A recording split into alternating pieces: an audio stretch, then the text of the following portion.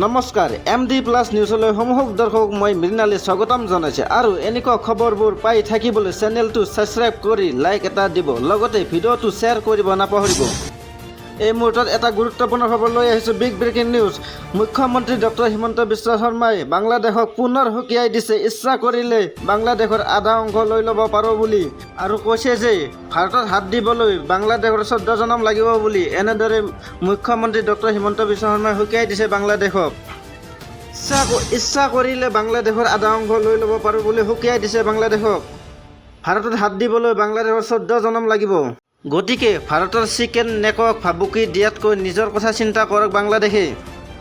বাংলাদেশৰ অৰ্থনৈতিক আৰু ৰাজনীতিৰ সৈতে সংযোগ স্থাপনৰ একমাত্ৰ লিংক। দ্বিতীয়তে ত্ৰিপুৰাৰ পৰা বংগোপসাগৰলৈকে সংলগ্ন হৈ থকা চিটাগং কৰিডৰ।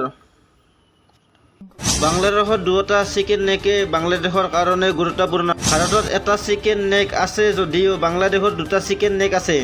বাতৰিটোলৈ মন কৰিব।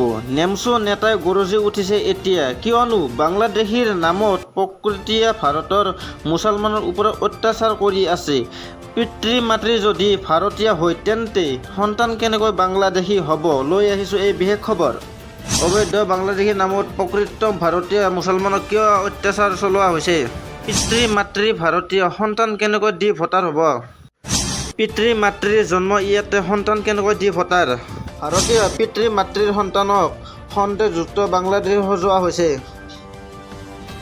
এয়া কেনেকুৱা নিয়মৰ ভিতৰত পৰে? চৰকাৰক আবেদন জনাইছোঁ, মানুহক শাস্তি দি তৃপ্তি লোৱাটো বাদ দিব লাগে। ৰাজনীতিৰ বাবে মানুহক শাস্তি দিয়াটো বাদ দিব লাগে। বিজেপি চৰকাৰে মুছলমানক শান্তিত থাকিব দিয়া নাই। চৰকাৰৰ এই দাবী নেমচোৰ সভাপতি বদৰুল ইছলামৰ।